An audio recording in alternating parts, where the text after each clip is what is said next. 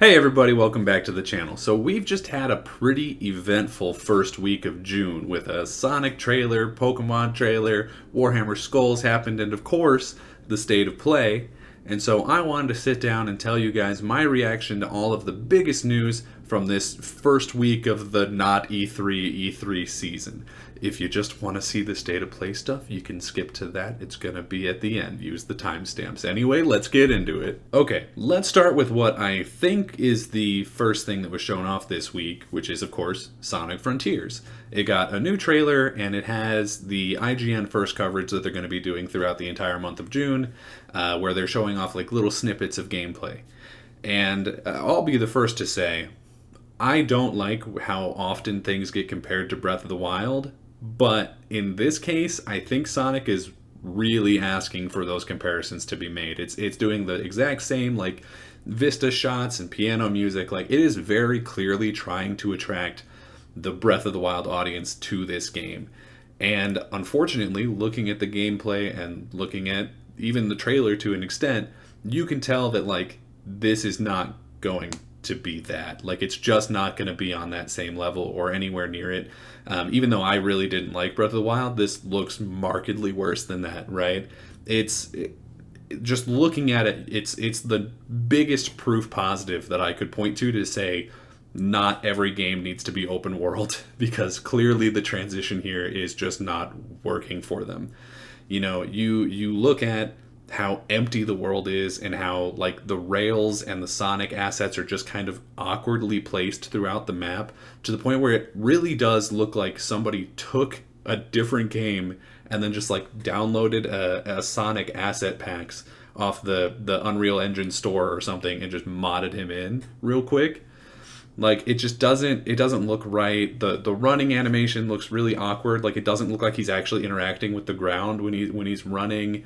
You know, it doesn't look like he belongs in the world that he's in. Like they are completely different art styles, completely different like rendering processes. It doesn't even look like they're affected by the same lighting.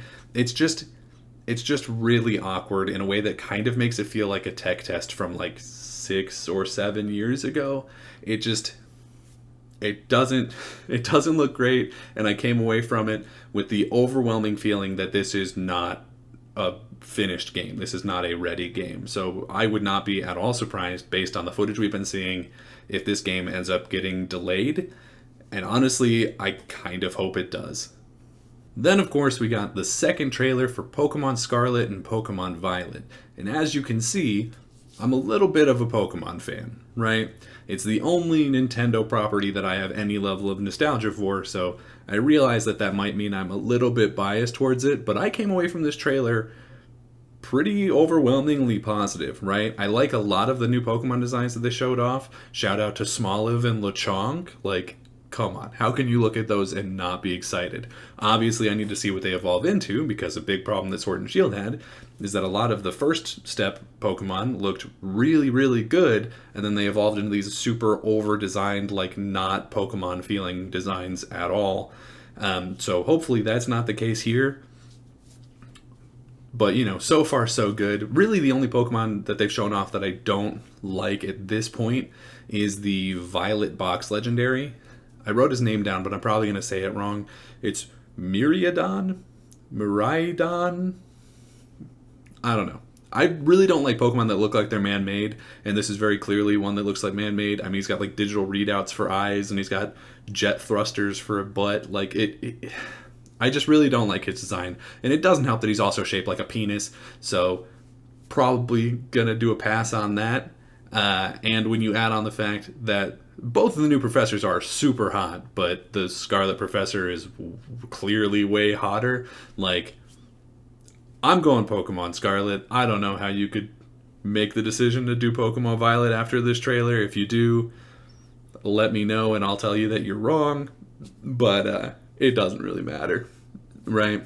I like this sort of past versus future thing that they've got going on with both the Professor designs and the box legendaries, and I'm interested to see how that plays out in the story of the game. Hopefully it does something. I'm really excited that it looks like there's full 4-player co-op. I'm hoping that it's actual full co-op where you can like play the game together and not just like here in the wild area, you can have a friend over so that the frame rate completely dies. Like, hopefully that's not the case again, but it probably will be. Toby Fox is doing some music for it, which sounds really exciting. You know, he does great work, so I'd be very excited to see what pieces are his. And people are saying, I don't know if this is confirmed, but people have been saying that it looks like because it's more open world that you'll be able to do the gyms in whatever order you like, which would be really exciting. I know that's something that people have been asking for a really long time. And it would mean that you wouldn't necessarily be hamstrung if you chose one of the starters over another one, like you were in Gen 1 if you chose Charmander, like an idiot.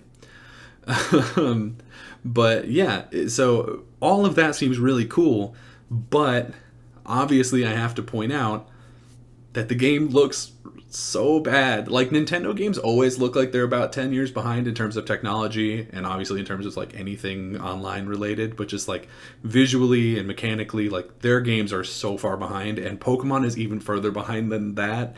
And it's just like, please, Nintendo, can we just put out a game that looks like it was released this decade? Just for me, just once. You know what I mean? Especially when you consider that, like, their franchises have such a high attachment rate and make so much money. Like, put that money back into your tech. Like, what are we doing? And then we had the Warhammer Skulls live stream, which is where they showed off all of the new games having to do with the Warhammer IP, either 40K or fantasy. And I gotta tell you, they're kind of killing it lately. They started off by showing Darktide, which looks absolutely outstanding. The new trailer for it sort of went into the narrative for it, talking about how it's this like planet where everything's gone so bad that they no longer feel safe sending in their military, which is really saying something if you know anything about the Warhammer universe. And so they're instead sending in these rejects and prisoners, sort of Suicide Squad style, to try and at least calm the problem down a little bit. So that sounds like it's going to be really fun. Then we got a new trailer for Warhammer Total War 3, which I really still need to play. I don't think my computer could handle it at the moment, so I'm looking to upgrade that. But they showed off the trailer for Immortal Empires, which is the campaign that combines all three of the Total War Warhammer games together, and it just looks really exciting. I'm super pumped to get in on that. They showed an update for Vermintide 2, which is the fantasy version of Darktide, which has always been good. I feel like anyone who's played it sort of came away from it overwhelmingly positive, so having any new content for that is great. And they showed off a new trailer for Space Marine 2, which is going to be amazing. Like, I know in my heart that it's going to be a really great game. And it sounded like they were really understood the lore and were really taking it seriously, which is great. The lead actor, even, I wrote his name down, Clive Standen. It seems like he's really into it and that he's really feeling the role, and that's really important. So hopefully that turns out well. I'm just saying, if you're into exciting sci-fi or like dark fantasy type stuff, don't pass on Space Marine 2. It's going to be really good. And then, of course, they had a bunch of other smaller announcements, like Blood Bowl 3 is happening, which could be fun. I don't know, I've never been a big fan of those games. And then there was like a card game and a Metal Slug looking thing and like some mobile stuff, which I didn't care about any of that. But overall, I would say, considering that they were focused entirely on one IP, this was a really solid live stream. So good job, Warhammer. And last, but absolutely not least, probably the reason you clicked on this video, is the state of play. And I was really pleasantly surprised by this state of play. I feel like the last 10 or so state of plays have sort of conditioned me to expect nothing from these things, right? Sometimes there's like one game that I'm kind of interested in, but for the most part, these state of plays have felt like it's like smaller things that maybe don't qualify to be on a bigger stage, like an E3 level thing or a PlayStation showcase or even a Game Awards, right? So especially when they came out and they were like, okay, we're going to be talking about third-party deals in VR, and I don't care about VR at all. I was coming into this like, okay, probably not going to be anything here for me. But they honestly kind of blew me away. Like, I think this might be one of the better state of plays of all time. I'm not going to go back and watch old ones to find out, but I think this might be one of the best ones. Because I'm coming out with 4 games that I am decently excited for. The first of which, obviously, being Resident Evil 4 Remake, which is gonna be amazing. Obviously, we kind of already knew this was coming, even though it wasn't announced. But like, RE2 and 3 Remake are fantastic, and RE4 was always my favorite Resident Evil. So, I mean, come on. Like, how could I possibly not be excited for this? I'm really looking forward to seeing what they change and what they keep, because there were obviously things that were changed in the previous two remakes. And there's certainly some things in Resident Evil 4 that could use some updating. Maybe they won't make Ashley, like, super annoying. You know what I mean? Like, who knows? I think, honestly, this is the star of the show for me. But there was also Street Fighter 6, which I don't generally care about fighting games, but they showed off that there's like an open world style, like, well, maybe not open world, but like a single player, like, story driven mode. And I'd be interested in playing that, just because I've never really gotten into the Street Fighter universe at all, just because I don't care about fighting games. I'm just not really a competitive person when it comes to video games.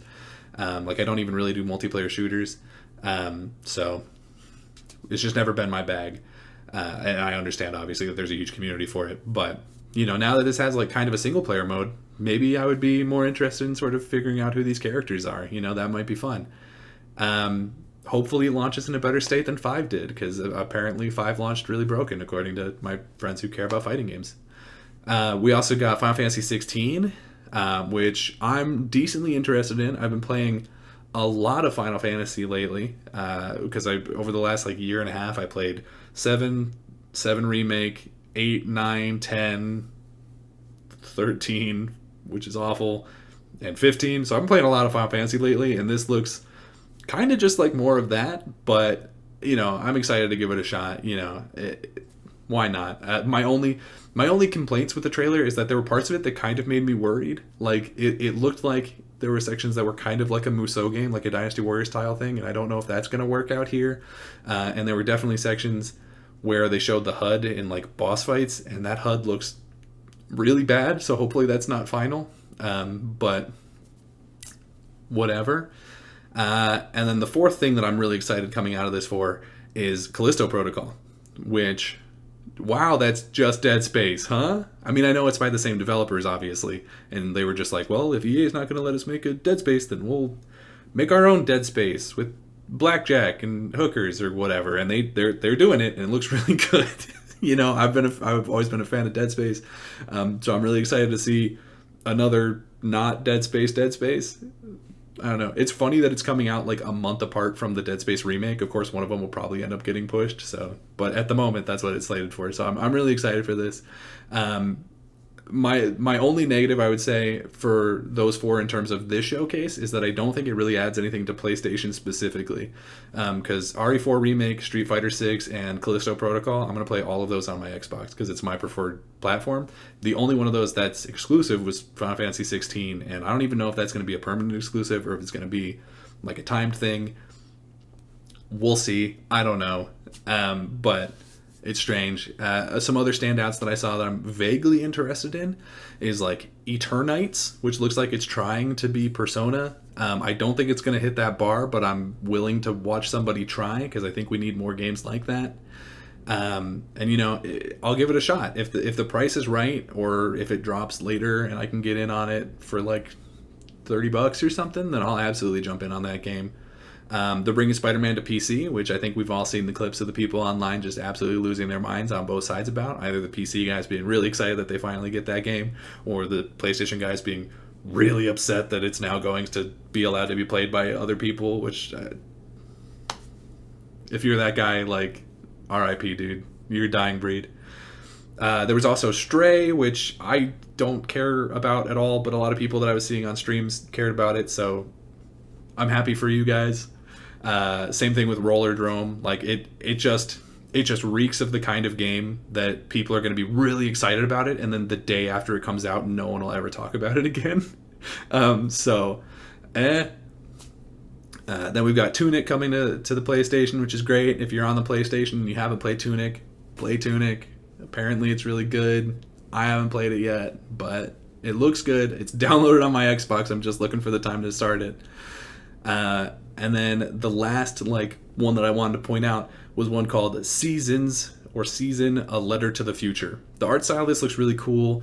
I really can't tell what you do in it, which in my experience means that you probably don't do much in it. But it feels like it's almost certainly going to end up being one of those like Games for Impact nominees this year, assuming it comes out this year. So I don't know. It looks interesting, if nothing else. I probably won't end up getting it because I'm going to be playing everything else on this list, so we'll see. But I don't know. We'll see. And then, of course, there was a bunch of VR stuff, but I don't care about VR, so I'm not really going to go into it too much. There looks like there's some kind of content coming to RE4 for it. There's RE8 Resident Evil 8 is going to have VR content, which I guarantee somebody is just going to be playing one-handed while Lady D's choking them out. So looking forward to hearing about that story on Twitter. Then you got Saints and Sinners, which looks really bad. No Man's Sky, which, do people like No Man's Sky now? I feel like people have turned around on that. And then Horizon Call of the Mountain? Horizon This Time We Go to the Mountain? I don't know. I just don't care about VR. So, but I know we ended on kind of a low note there, but I would say this was a really solid showcase. Again, I don't know necessarily that it does much for PlayStation personally, because a lot of the bigger games on here are not exclusive, but if they can sort of trick people into thinking that they are by doing the thing that they always do at these, which is just put the PlayStation logo on it and not mention that it's also coming to basically every other platform, then maybe it'll work out for them. I don't know. But this was very clearly the biggest showcase of the week, and I think they did a great job with it. So that's what I thought about everything that we saw in the first week of the summer event calendar. I'm not really 100% sure what to call it now that E3 is not happening this year. I've seen some people calling it Summer Game Fest, but that's literally just Jeff Keighley's show that happens next week. So I'm not sure why we're giving him credit for the whole month when he just literally showed up. But whatever. If you like this content, and I hope you did, because we're doing this again next week, although I will also probably separate the Xbox Showcase into its own video, because it's going to be both longer and I think bigger than all the rest of the showcases combined. I mean, we don't know the runtime on Keighley's show, but whatever that runtime is, half of it's going to be ads anyway, so who's to say? But if you did like this content, please leave a like on the video, subscribe to the channel, share it with a friend. You know, we've been seeing some really good growth on the channel lately, and I'd love to see that going, and I really can't do that without you guys helping me out, and I really appreciate all the work and all the help that you've given me so far. So until next time, I'll see you around.